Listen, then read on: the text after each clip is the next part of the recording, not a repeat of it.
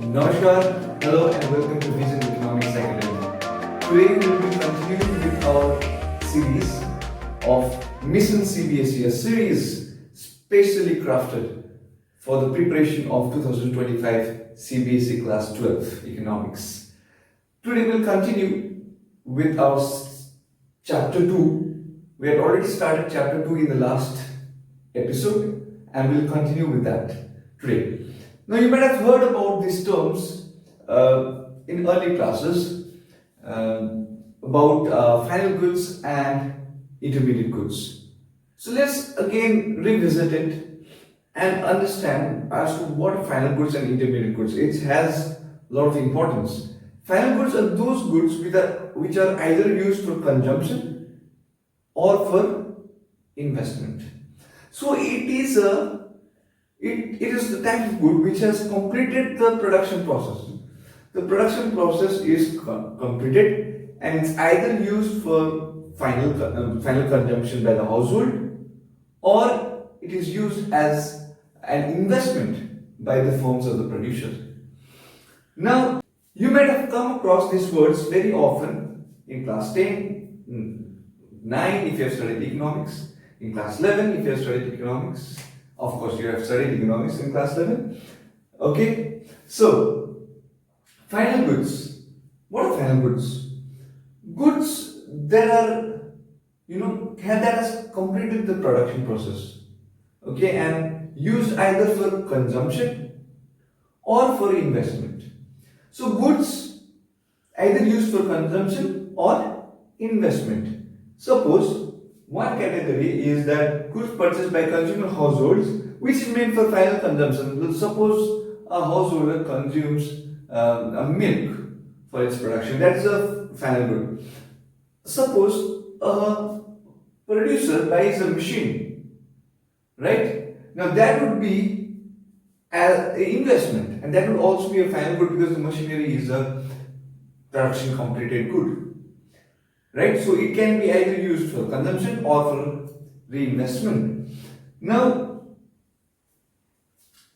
expenditure made by a household on final goods is called consumption expenditure, and the expenditure made by firms or the producer on final goods is known as investment expenditure. So, expenditure on final goods is equals to consumer expenditure plus investment expenditure. Alright, now we come across intermediate goods. What is an intermediate goods? Intermediate goods are the type of goods which are used for resale. Okay, it might not have completed the production process. Some values are yet to be added. Okay, so one type is good purchase for resale, like a dairy shop purchases milk and sells it again. So good purchased for resale, not for consumption, and good used for further production, like milk purchased by a sweet shop to make sweet, right? So, or a milk purchased by a dairy shop to make paneer or anything of that sort, and that would also come under intermediate goods, right? So, two things that we have to keep in mind while dealing with intermediate goods is that they have derived demand. They have derived demand as there is demand for some other finished goods and services. That is the reason why these goods have their demand. So they have derived demand and it may not be ready as yet for the final consumers. Now, how you might be wondering, you might be getting confused as to how to identify consumption good, how to identify which one is intermediate goods. Oh my god, this is so confusing, right? But there's a means to identify. There's a means to classify these goods. See, the goods are intermediate goods or final goods based on its nature of uses, not by the nature of the good itself. So what I mean by saying this is that a good can be an intermediate good as well as final good based on its nature of uses. it doesn't matter on the nature of the good. What matters is the uses. For example, the distinction, sugar. For example, there's sugar. So sugar is an intermediate goods when used by sweet soap. Okay? And sugar is a final goods when used by the household. In the same way, milk used by a dairy shop for resale is an intermediate good. And same milk used by the consumer is the final good. So goods can be either intermediate goods or the final goods. It is based on its nature of uses. Now another important thing, very important thing, very important thing. Keep in mind, this is very important. National income includes only final goods. National income includes only final goods, not the intermediate goods. Why?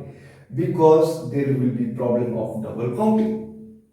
We may overestimate our national income.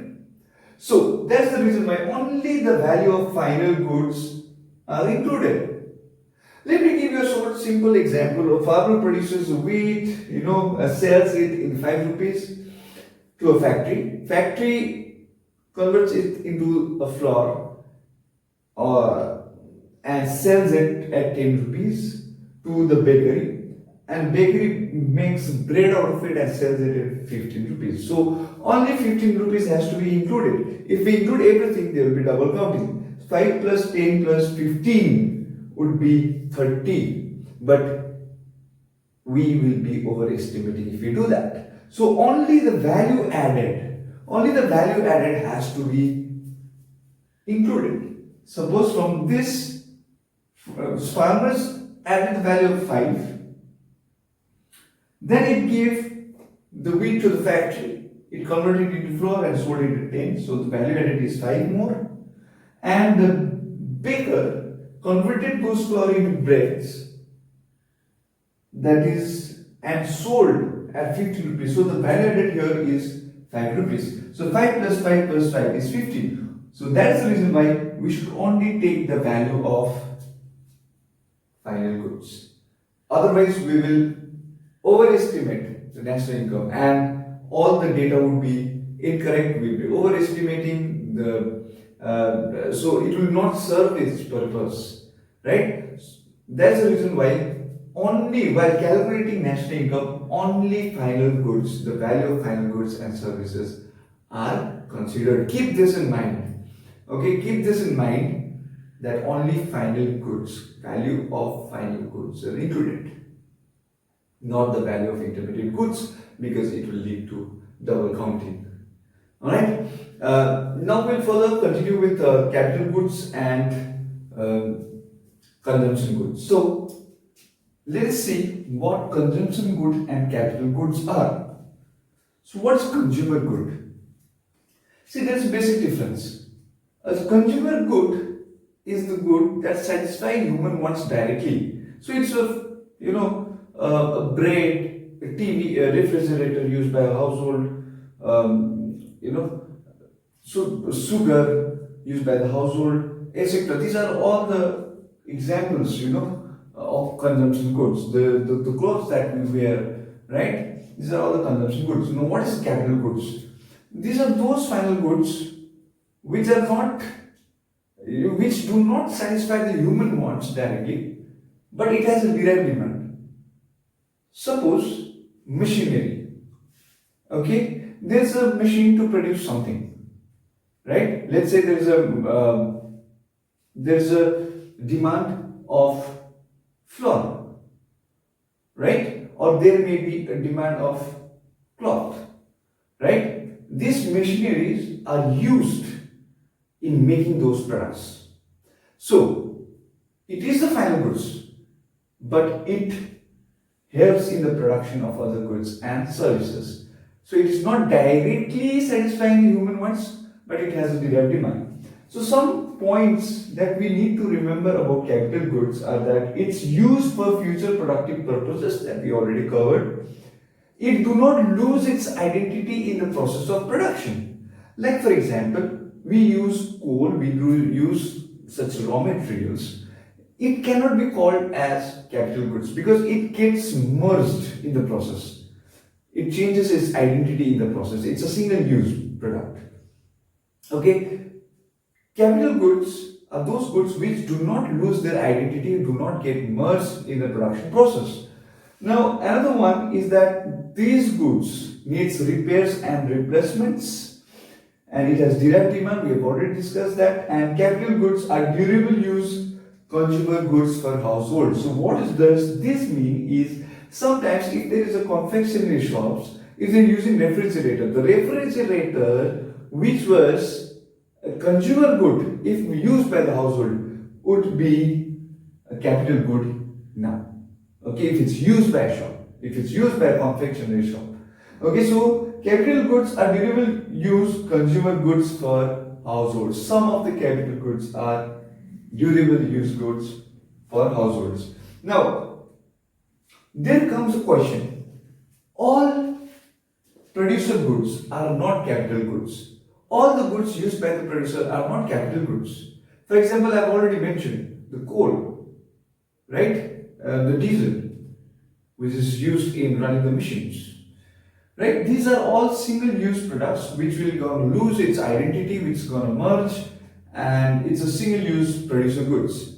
But consumer goods are, for example, plant, machinery, etc., which helps in the process of production, right? Which is for the purpose of adding value to something, right? So that is capital goods. Now, how to classify consumption goods and capital goods? You may wonder. Now, again, there is a confusion. Just like intermediate goods and final goods, right? So, the basic difference, we've listed down 3 basic differences on the basis of satisfaction. If the consumption of the goods, like in the consumption goods, it directly satisfying the human wants. Okay, so on the basis of satisfaction, consumption goods directly satisfy it, whereas capital goods have direct demand, they indirectly satisfy the human wants. On the basis of production capacity, consumer goods do not promote any consumption production capacity, whereas capital goods help raising the production capacity. And the other basis is expected life.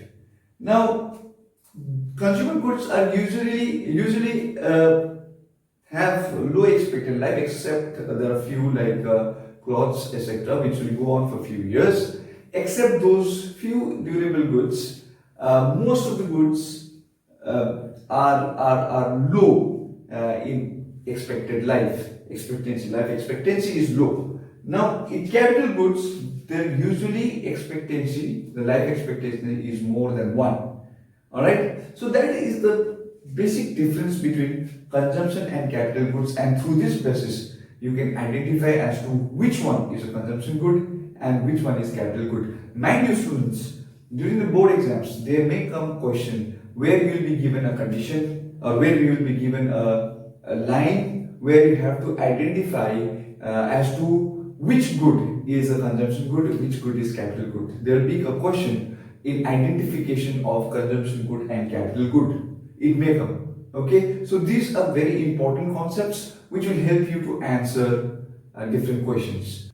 Now we will look into various other concepts, and we are moving to the last part of the chapter, and that's very interesting. Okay, so now we are approaching to the end of the chapter, and this portion is very important. I would like you to give 100% focus in this part, because this is going to be so useful for you in the later part of this unit, right? In the 3rd chapter and 4th chapter altogether, and especially for the numerical part, right? So I want you to concentrate and focus maximum in this section. I'll start with depreciation, which is also known as consumption of fixed capital. Now, depreciation is a very important term. Depreciation usually means the fall in the value of fixed asset. You know, where we are talking about machineries, right, big machines or assets that we use for production process, it may get wear and tear with time. It may also get obsolete. That is, the technology may be outdated. So because of all this reason, there's a fall in the value of fixed asset. So that is depreciation. Now, what is gross investment? Gross, we all know it's not the exact value, right? It's a broad term. Gross investment is addition made to the stock of capital. For production there should be capital formation. So it's through investment only there is capital formation. It's through investment only there is stock of capital. So addition to the stock of capital, before making allowances for depreciation, we are not deducting depreciation here. Okay, without deducting the depreciation, that is the price that's required for upgrading the technology, or in the repairment or the replacement of the parts, etc. So all those things we have not excluded here, right? Net investment is the actual addition that has been made to the capital stock, and it excludes depreciation. It excludes depreciation. Okay? It excludes depreciation. Net indirect tax is indirect tax minus subsidy. Indirect tax is the tax that's charged on different goods, for example, GST. And subsidy is the one that has been given by the government to various producers, to encourage them. And I don't want to go in the intricacies of it, but mostly the firms or the producers who are producing valuable goods for the society would often be getting a subsidy, right? And the priority sector also would sometimes get a subsidy, because if the government thinks that this particular sector needs to be encouraged, needs to be pushed forward, needs to be motivated, then the government gives a subsidy to them. Now, what is factor cost? Factor cost is if I have to tell you, the actual cost of making a product. So, जो भी production process में खर्च हुआ है, right? जो भी production process में खर्च हुआ है, किसके ऊपर? Towards the factors of production. जो फैक्टर्स ऑफ प्रोडक्शन थे वो आगे काम किए और प्रोडक्शन किया, उनको उनका हिस्सा देना चाहिए, right, for their work. So they are paid for their factor inputs, right, for the factor services. So this factor cost is amount that is paid to the factors of production for their contribution. It may be land, labor, capital, enterprises, etc. Now, market price is the price at which the product is actually sold in the market. Suppose, for example, a biscuit needs, let's say, about 8 rupees to a packet to produce. Now, it is sold at 15 rupees in the market. So, that is the market price. Factor cost is 8, right? So, net factor income from abroad, NFIA, is the difference between factor income earned from abroad, that is our people, right, our citizens working outside and sending in money, and the foreigners coming here, working here, and sending the money to abroad. Okay, so the difference between these two is NFIA, that is net factor income from abroad. Now I will show you a few formulas, a few the concepts through which it will make us very easier to know as to how we get net from gross, factor cost from market price, or market price from factor cost, right? Then we also get to know how to get a national product from domestic product and vice versa. So all these things will be shown here. Like, for example, there is GDP MP, okay, gross domestic product at market price. Now we need to convert this into let's say we are making this, or let's say there is NDPMP. Okay, let's say there is NDPMP. That's a net domestic product at market price. Now, if we have to convert this, okay, if we are to derive NDPMP from, let's say, GDPFC. So this is gross domestic product at factor cost. Now we are to derive NDPMP from GDPFC. What do we need to do? See, we already know from here, gross minus depreciation is net. So we will minus depreciation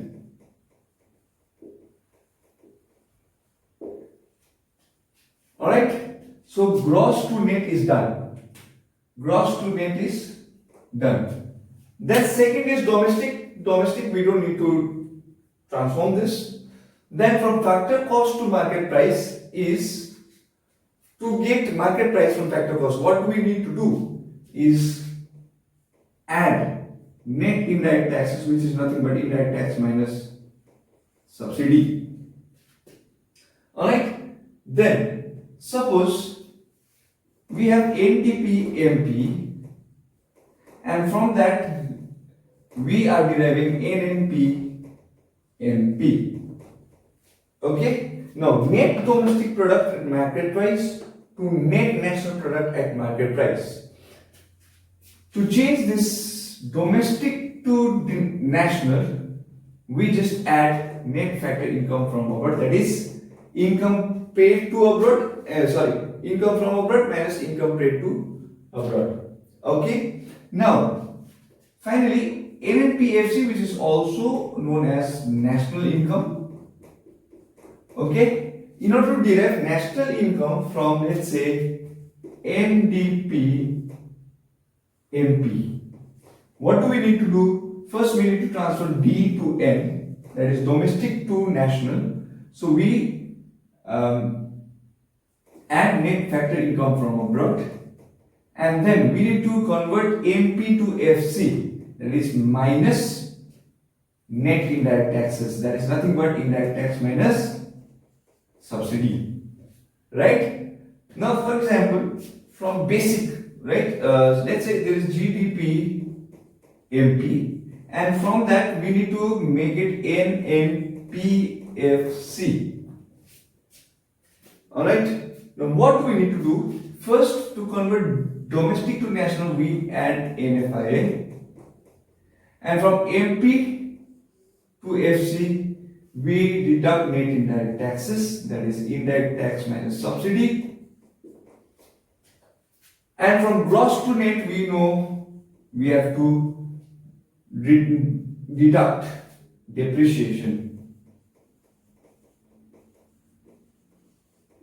Okay, now MP is converted through NIT. Domestic becomes national by adding NFI, and gross becomes net by deducting depreciation. So let me repeat it. In order to change from gross to net, we deduct depreciation. In order to change from factor cost to market price, we add net indirect taxes. From market price to factor cost, we need to subtract net indirect taxes. Then from domestic to national, we add NFI, or the difference between net factor from abroad minus net factor to paid to abroad, right? Then from domestic to national, I've already said NFI. From market price to factor cost, we deduct net indirect taxes, right? And yeah, that's pretty much the thing. What we need is gross to net is depreciation again. Domestic to national is NFI. You add NFI. MP to FC is we deduct net indirect taxes. That's nothing but indirect tax minus subsidy.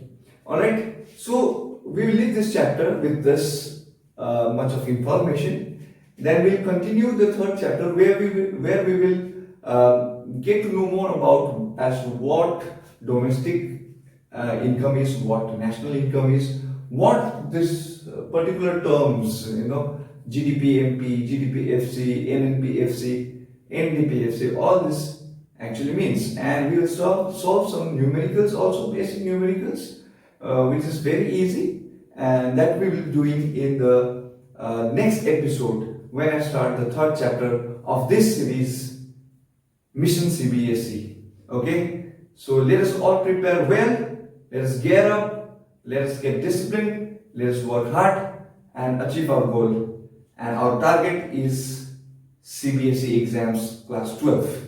Okay, so let us start early and reach safe, right? Okay, this is Sir Shivankan. Namaste and thank you.